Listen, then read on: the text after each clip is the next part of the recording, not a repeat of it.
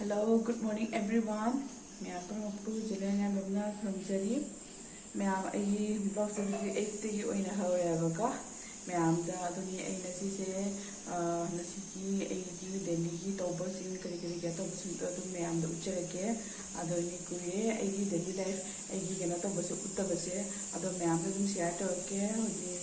ए kitchen दनियबको मैं आई kitchen में हुजिक अदो आई हुजिक ने हवाई कांबा लोरेबको द हवाई कांबा लोरे हुजिक चाक थगलेगे तोंगाना कनो खरसु दुम तौगे अदो मैं आम दुम जेंहलके करिकी तौदोइना हाइदको येंमिनसी मैं आम दनी इसिगदी हवाई कांबा लोरेबको अदो दनी आई तो जेंहलके अते सु केके तौबसिंग दोको मैं आम दा सिगसु पिंपल्स अमा थोंगा याम नोंगाइदे तौइसे अदनी फरे मैं आम जेंहलके को मैं आम आई हुजिक जेंग चामेबको सब दिखा के ना हवाई जी काम लो है तो चिंग चामी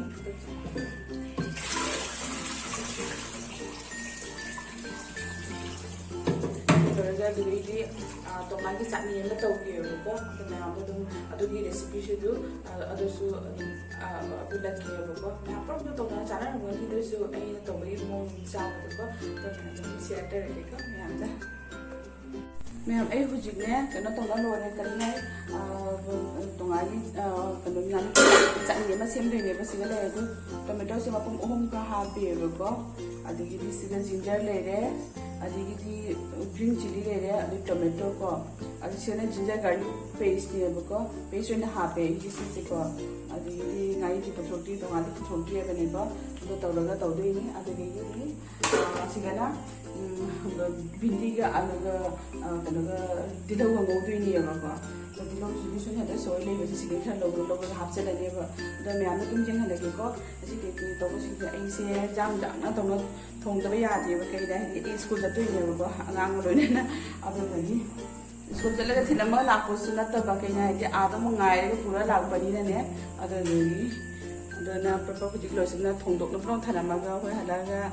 सहालागा चाबदुना नुआयबा हलागा थोंबा हाइजि याम वायबको अददि फरे म्याम दा दुम हलाके केके तोबो सिंदको येमिनासी असि तवासे का दुम आई तौदोइनी हैबको नोनी आई खाखरा हापगे सार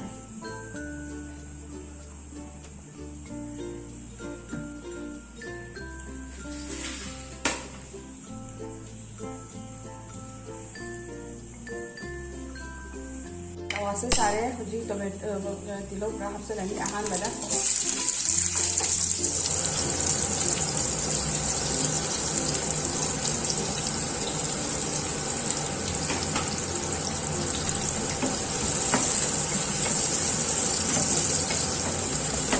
लो जना खरा मुसले ए हाइबे मतलब सेगा आसि दम जना थाफे रे लो से हुजी खरा मुसले ग्रीन चिली का जीरा गार्लिक पेस्ट से हाफ से लेने ग्रीन चिली हाफ से ले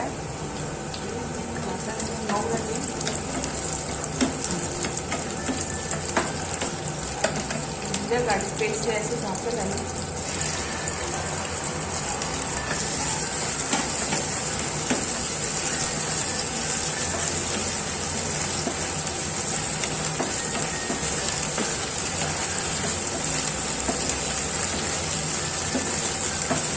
हवाई ने हवाई काम तो हवाई ने पूरा फोटो चलने बे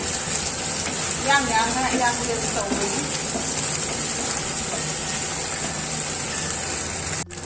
हां तो बोलना टमाटो से हफ्ते लगे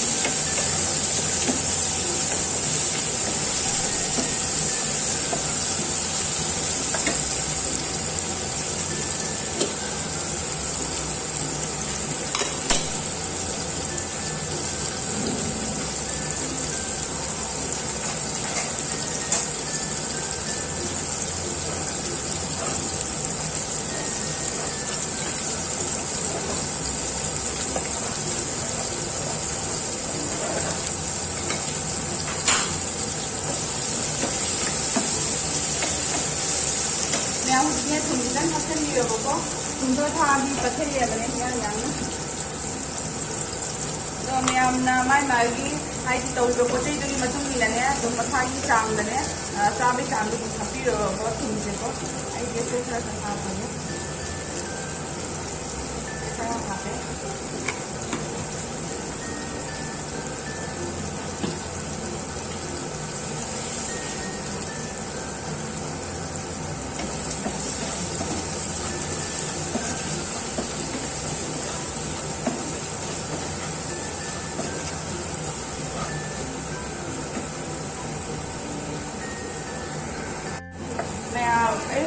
क्या टमेटो सुमाय पत्थरेबको असे हुजी थैगलगने सुमाय खा थमनेबा असेगी क्या तो थाव से थरकपसे थाव थरकनेबको असे गमु दोंगा से ऑप्शन रिंगनेबको एथि समथो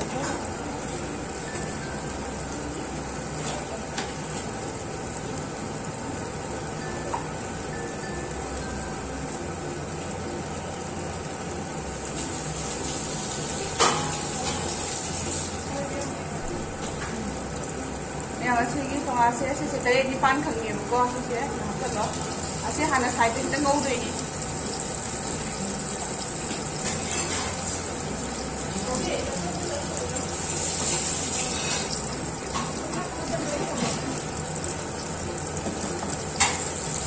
ꯁꯤꯒꯤ ꯁꯥꯏꯗꯁꯤꯗꯅꯦ ꯁꯤꯁꯦ ꯉꯧꯗꯣꯏꯅꯦꯕꯀꯣ ꯍꯥꯟꯅ ꯃꯨꯜꯍꯟꯗꯣꯏꯅꯦ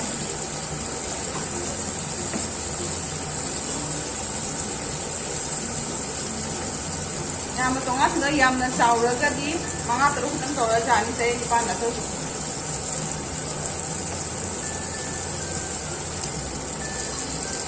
इसमें थाव खरा हापेंगे हवाई से थोड़ा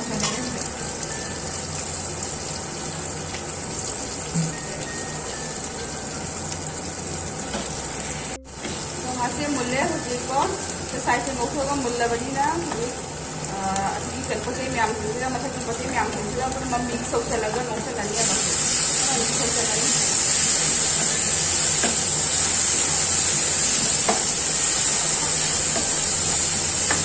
ये लो फ्लेम दा हुजी लाका मिक्स होके पड़े और अगर थमनिया बको हम खान से सारे हवाई से सोको लगे मेथी बासमती कितने खा बनी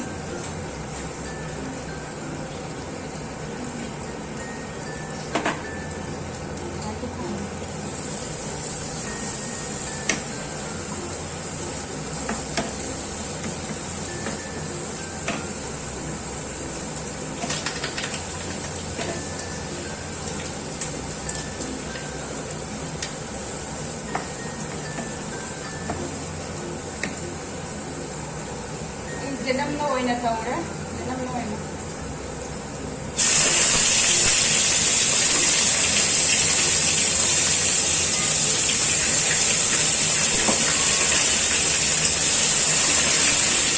सिगा हवाई से सिगा सोक तौसले सवले अदोनी सिगा ना थाव हापे गुं सिगा ना भिंडी का आलू जना तौबद नोबरे नियबले को तो कहीं हुई चाइना हुई ऑलमोस्ट सुलो सलग रेब थोमसेको इचान पासे हुई तुम्मी स्कूल चतोनी हौदोके माकेदब हौगलब हौगलसे खंगे रूम चंसी येंगसेको हौगलब इमे हौगलोना good morning good morning good morning हौगलमे अना हौदोपगा मथौ ताद्रे हौगलसे मैम फमुंग रूम से खर चाय लोजी आंगांग से हौगत्रीबनीना लोसनबदो फमुंग से को अदोदगी हौगलो गुड मॉर्निंग फजन हारो से गुड मॉर्निंग ममाई ले थोजा से ममाई ले कदा गुड मॉर्निंग हौगलो ना हौगत खिरोइदो हौगलनी हौगलसी को ला मिल्क थक्तोसी ब्रश थक्तोगा ओके ओके ओके हौगलो को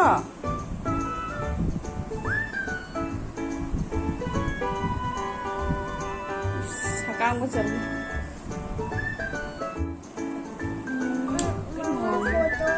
फोटो कॉपी बा मम्मा ना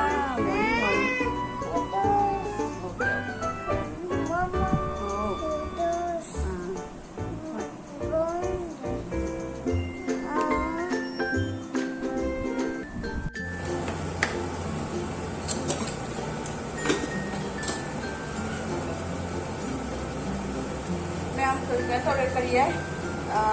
bindi se ngaura ke ko than se sare tilau sa han ke na ma pe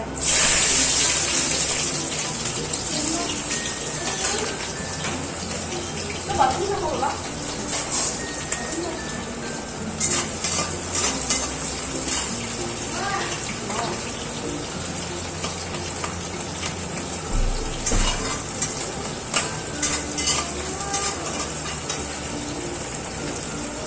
Tapi, kadang kadang kalau bulus kata dah. Jadi, akhirnya ambil anak apa lagi kata orang ni.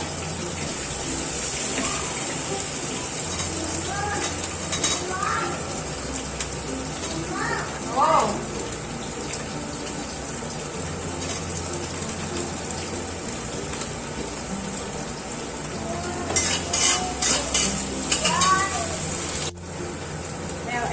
हल्दी chicken half बनी हल्दी chicken half है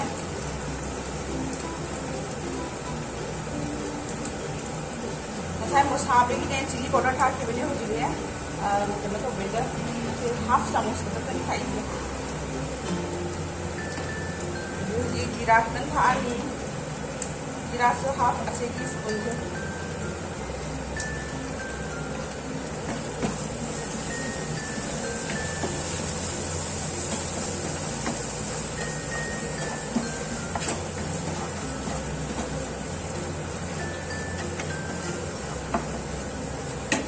garam masala su bani abis se ko su di kita ngama than aku chamos half khai hoy ne swai se tha ga ne haw ba he le ba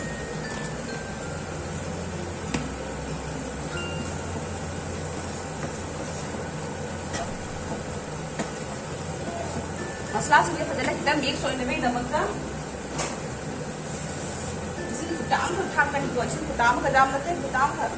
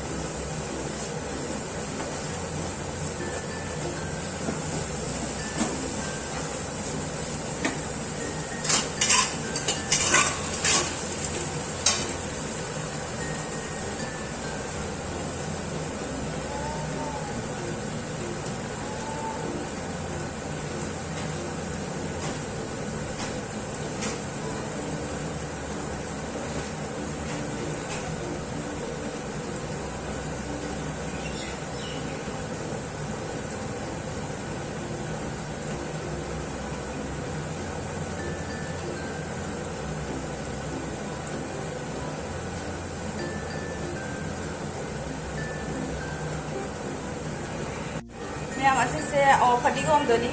आई जुमगी सिदा खेती मपान दा थाबा तो खितंग दा खौरमे ना से खरा हापी रो मैम मैम जम लेरगा दी मैम जम हापी रसु हावगनी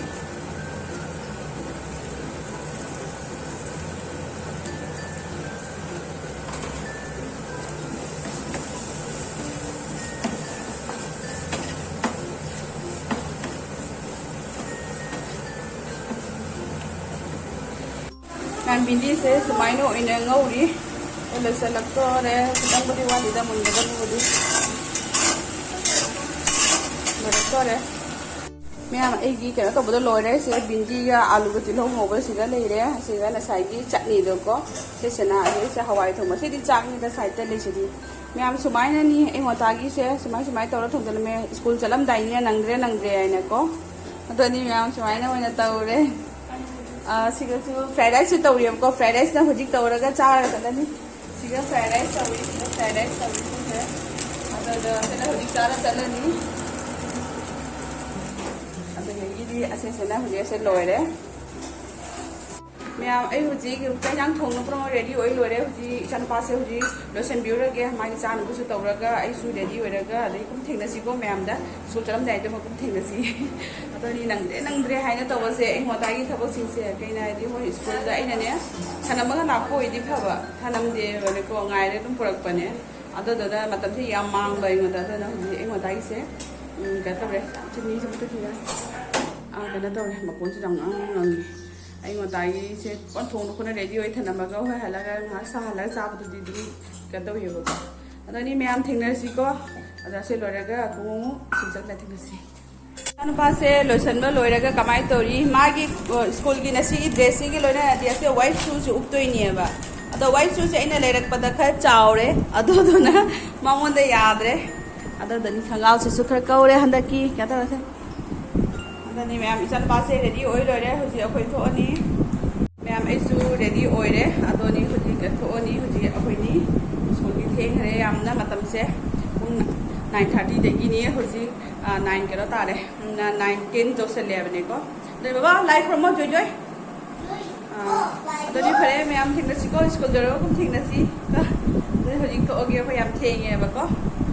ꯊꯝꯃꯒꯦ ꯕꯥꯏ ꯕꯥꯏ ꯅꯠꯇꯦ ꯉꯥꯏꯍꯥꯛ ꯂꯩꯔꯒ ꯎꯅꯁꯤ ꯃꯌꯥꯝ ꯁ꯭ꯀꯨꯜ ꯌꯧꯔꯦ ꯀꯩꯅꯣ ꯇꯧꯔꯒ ꯑꯉꯥꯡ ꯁ꯭ꯀꯨल ꯊꯅꯝꯃꯦ ꯑꯗꯨꯅꯤ ꯑꯉꯥꯡꯒꯤ ꯃꯃꯥꯁꯤꯡ ꯃꯌꯥꯝ ꯐꯝꯃꯤ ꯑꯁꯤꯁꯨ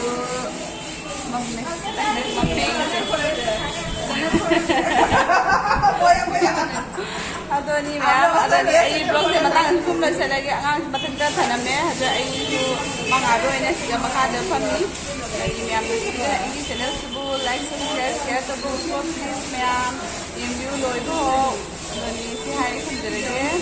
ꯕꯥꯏ ꯂꯥꯡꯁꯨ ꯂꯥꯡꯕ ꯂꯣꯏꯌꯦꯕꯀꯣ